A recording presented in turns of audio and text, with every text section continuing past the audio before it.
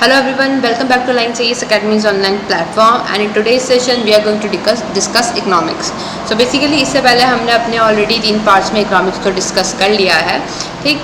सो उसी को आगे बढ़ाते हैं। आज हम अपने पार्ट 4 की क्विज को स्टार्ट करेंगे। अब जो आपके क्वेश्चंस का लेवल है पिछले जो आपका सेशन पार्ट 3 था उससे काफ़ी ऊपर हो चुका है।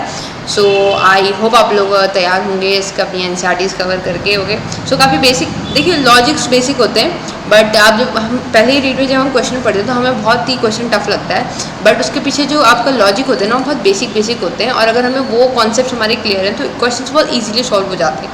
ये आपने खुद भी नोटिस किया होगा क्वेश्चंस को सॉल्व करते हुए, ठीक। सो इसमें भी आपका वैसे ही होगा। इसमें आपका 10 क्वेश्चंस का सेट है और जैसे क्वेश्चन स्क्रीन पे आएगा वीडियो को पॉज करना है, कमेंट सेक्शन में आंसर टाइप करना है, फिर वापस आके अपना आंसर चेक करना है। By the end of the video में फाइनल स्कोर चेक करके टाइप करना है, ठीक। और बीच में अगर कुछ आपको मैं एक्स्ट्रा वो देती हूँ तो हो सके तो आप उससे भी अटैम्प्ट कर सकते हैं, that will be very good. तो चलिए शुरू करते हैं। I wish you all a very good luck. Consider the following statement. Sustainable Development Goals were first proposed in 1972 by a global think tank called Club of Rome. दूसरा है Sustainable Development Goals have to be achieved by 2030. आपको correct बताना है A only, B only, both या none. सो ये आपका previous year का question है आपका यूपीएससी का और सस्टेनेबल डेवलपमेंट गोल्स की बात करी है। सो अब यहाँ पे देख सकते हैं कि बहुत अगर ये पढ़ा है किसी ने और ये हल्का भी पढ़ा है किसी ने तो ये बहुत इजीली सॉल्व हो जाएगा। इसका आंसर होगा आपका बी ओनली, मतलब सिर्फ 2 ओनली, दूसरा सही है। देखिए क्योंकि सस्टेनेबल डेवलपमेंट गोल्स आपके 2015 में आए थे तो ये बहुत बड़ा गैप है। तो अगर किसी को इतना भी याद नहीं कि 2000 ये 21st सेंचुरी के है सस्टेनेबल डेवलपमेंट गोल्स तो भी ये आराम से सॉल्व हो जाता है।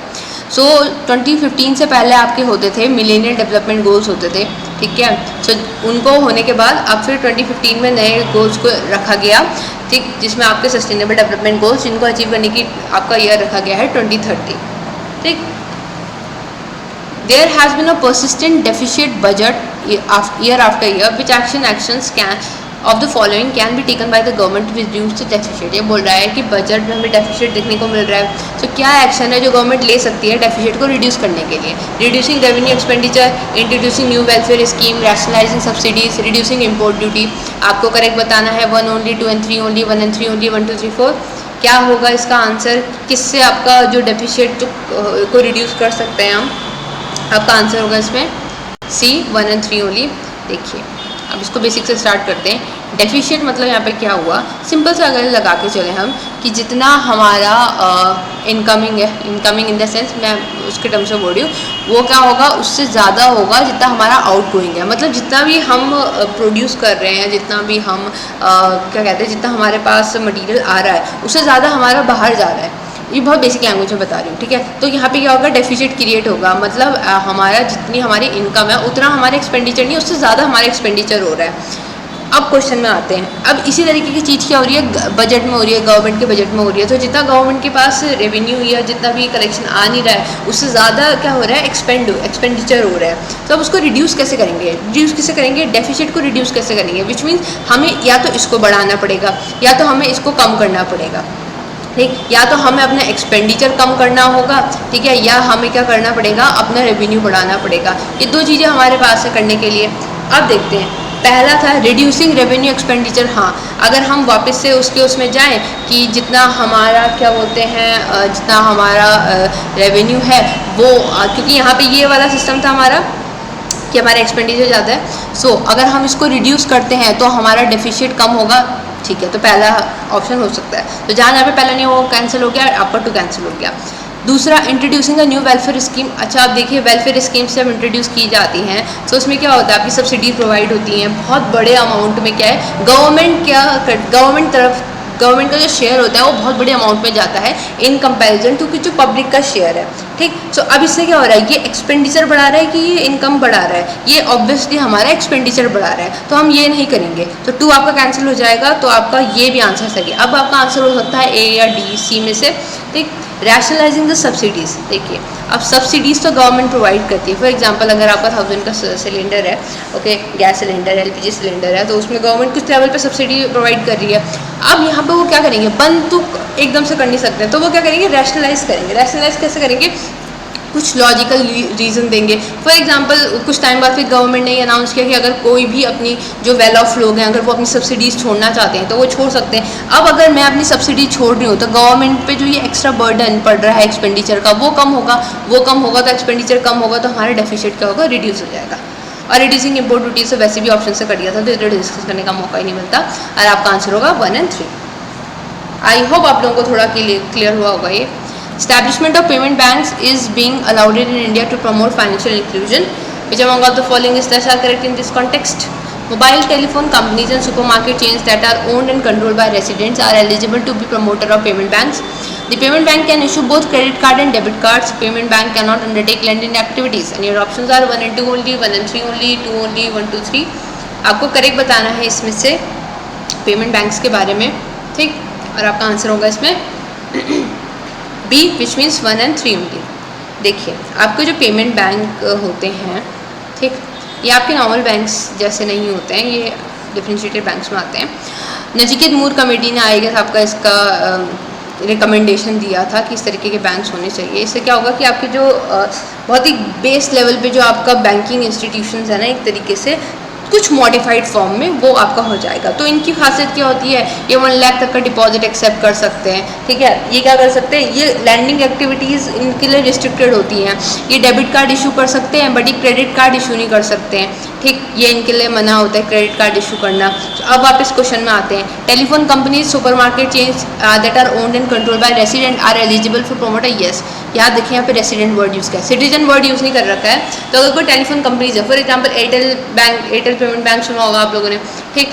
सुपरमार्केट की कोई चेन है वो इसको कर सकती है, रेसिडेंट होना चाहिए।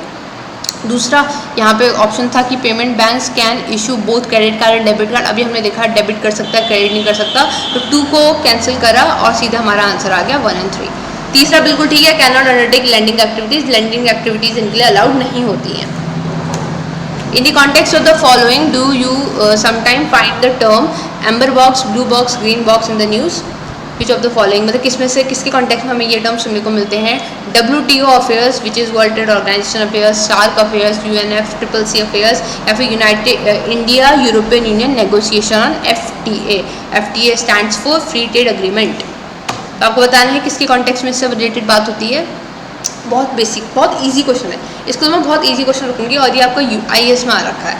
सो आप समझ सकते हैं कि लाइक अगर आपके बहुत बेसिक्स भी क्लियर हैं तो आप इजीली कर सकते हैं। इंटरनेशनल इंस्टीट्यूशंस में आप इन्हें पढ़ा होगा। ये आंसर होगा इसका A, WTO।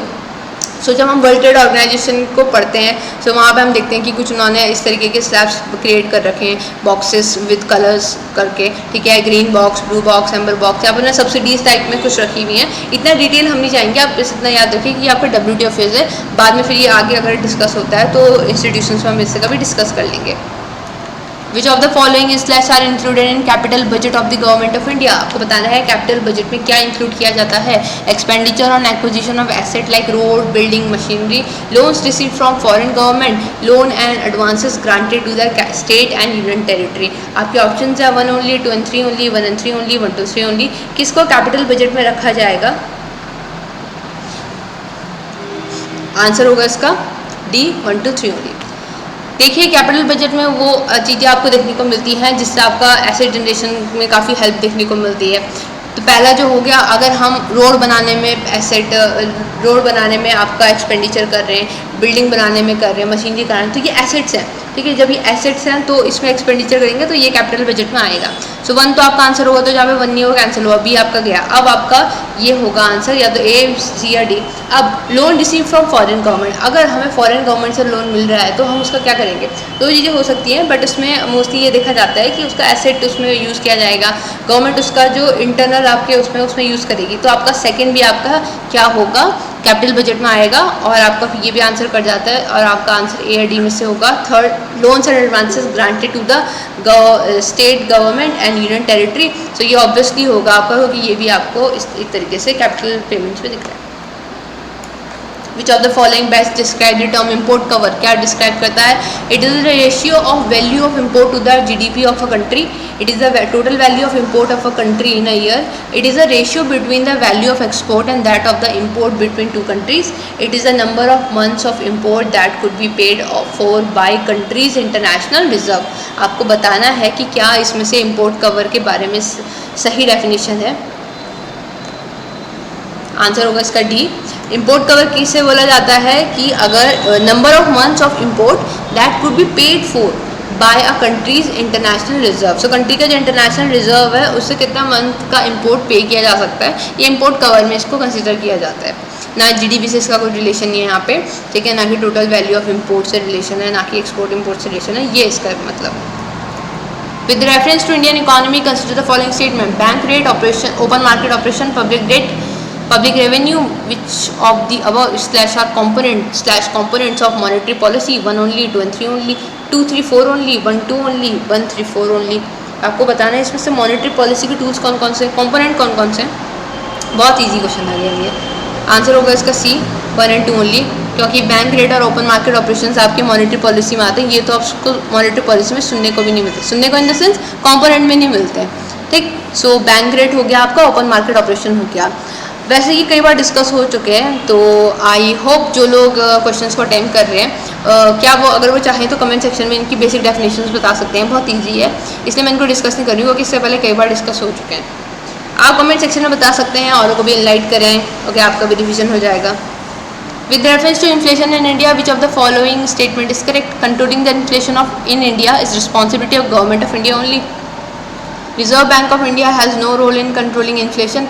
Decreased money circulation help in controlling inflation. Increased money circulation help in controlling inflation. आपको करेक्ट बताना है इन्फ्लेशन के बारे में. एक्चुअली हमने इन्फ्लेशन की डेफिनेशन डिस्कस करी थी आपके जो आपके डेली करंट अफेयर्स में हमने डिस्कस किया था अभी कुछ दिन पहले ही, तो वो आपका यहाँ पे काम आने वाला है अगर आपने उससे भी फॉलो किया है तो. आंसर होगा इसका C, decrease money circulation help in controlling inflation. देखिए इन्होंने पूछा था कि करेक्ट बताना है इन्फ्लेशन के बारे में. क्या इन्फ्लेशन को कंट्रोल करना सिर्फ गवर्नमेंट की रिस्पॉन्सिबिलिटी है? नहीं. क्या ये RBI का कोई रोल इसमें प्ले नहीं होता है? नहीं, बिल्कुल गलत, ठीक. अब आता है हमारा जो लॉजिक लगेगा वो इन दोनों स्टेटमेंट में लगेगा. अब बेसिक समझिए, इन्फ्लेशन मतलब महंगाई. महंगाई कब हो गई? या तो पब्लिक के पास पैसा इतना है, या तो क्या है, डिमांड आपकी बहुत ज़्यादा है. तो जब क्या होगी, डिमांड बहुत ज़्यादा होगी तो प्राइसेस भी राइज करेंगे. प्राइसेस राइज करेंगे तो अल्टीमेटली इन्फ्लेशन होगा, है ना. प्राइसेस राइज करेंगे, इन्फ्लेशन होगा, ठीक. या तो डिमांड ज़्यादा होगी या सप्लाई कम होगी तो भी प्राइसेस राइज कर सकते हैं, ठीक. अब देखिए वापस से क्वेश्चन में आते हैं. Decrease money circulation help in controlling inflation. अगर मनी सर्कुलेशन कम हो जाएगा तो क्या इससे इन्फ्लेशन कंट्रोल होगा? अब यहाँ पे देखिए, लोगों के पास डिमांड क्यों राइज हो रही है? क्योंकि लोगों के पास मनी सर्कुलेशन में बहुत ज़्यादा है. जब मेरे पास भी पैसे होंगे, आपके पास भी पैसे होंगे, बगल वाले के पास भी पैसे होंगे, तो हम सब मार्केट जाएंगे शॉपिंग करने के लिए, फाइन, ठीक. सो अब यहाँ पे जब ऑलरेडी यहाँ पे मनी सर्कुलेशन में ज़्यादा है तो इसे अगर हम कम करें तो क्या हो सकता है, आपका डिमांड कम होगी तो आपके प्राइसेस कम होंगे, तो आपका इन्फ्लेशन कंट्रोल हो सकता है. लास्ट स्टेटमेंट क्या था? Increase money circulation. अरे यहाँ पे तो पहले से ही मनी सर्कुलेशन में इंक्रीज है, अगर हम और इंक्रीज करेंगे तो वो और ज़्यादा प्राइसेस पे हाइक करेगा, डिमांड और ज़्यादा बढ़ेगी, और डिमांड और ज़्यादा बढ़ेगी तो इन्फ्लेशन कंट्रोल कैसे होगा? फिर वो बढ़ता जाएगा. इसलिए जो आंसर होगा वो होगा आपका सी, क्योंकि डिक्रीज मनी सर्कुलेशन होगा तब जाके आपका इन्फ्लेशन को कंट्रोल कर सकेंगे, क्योंकि यहाँ पे क्या होगा, फिर डिमांड में कंट्रोल आएगी.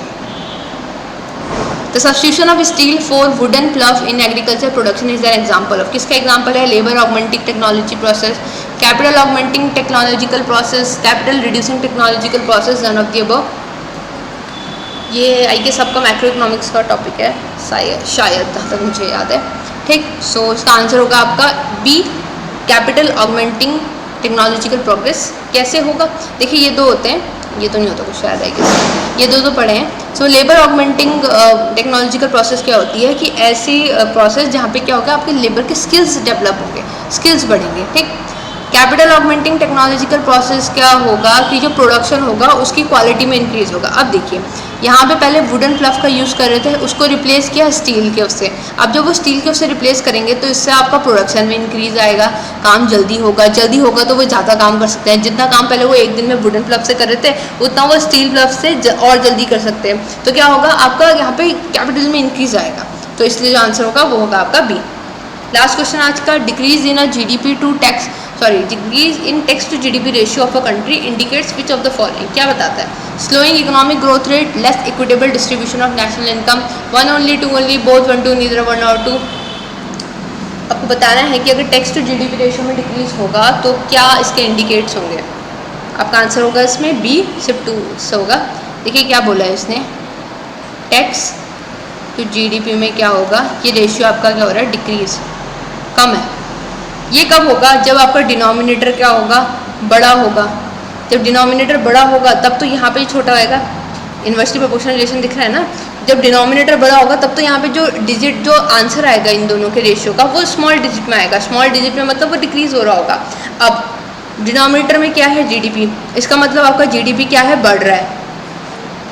अब वापस से आते हैं, जीडीपी आपका बढ़ रहा है तो जीडीपी बढ़ेगा तो आपका इकोनॉमिक ग्रोथ भी बढ़ेगा। तो पहला ऑप्शन आपका कैंसिल हो जाता है ना, क्योंकि ये बोल रहा है कि स्लोइंग इकोनॉमिक ग्रोथ होगा तो आपका डिक्रीज दिखेगा।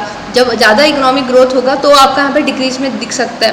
पहला ये हो सकता है इसका, तो ये इसका आंसर नहीं हो सकता, ये नहीं हो सकता, इसका भी देखते हैं। दूसरा, less equitable distribution of national income, हो सकता है कि जीडीपी बढ़े बट ये ज़रूरी थोड़ी है कि जो इनकम हो रही है उसका इक्विटेबल डिस्ट्रीब्यूशन हो। ये भी हो सकता है कि लेस इक्विटेबल डिस्ट्रीब्यूशन हो, तो इसलिए आपका आंसर टू ओनली होगा, सिर्फ टू ओनली। आई गेस ये काफ़ी हद तक क्लियर हो गया होगा कि क्यों यहाँ पे ये होगा, क्योंकि आपका टैक्स टू जीडीपी रेशियो में डिक्रीज बोल रहा था। डिक्रीज मतलब कम ही आ रही है, कमी मतलब वो छोटा होता जा रहा है। छोटा मतलब छोटा कब होगा, जब डिनोमिनेटर आपका बड़ा नंबर आएगा तभी तो छोटा होगा। So let's conclude today session. I hope आप लोगों ने अच्छे से परफॉर्म किया होगा। फाइनल स्कोर लिखना मत भूलिएगा। Thank you so much.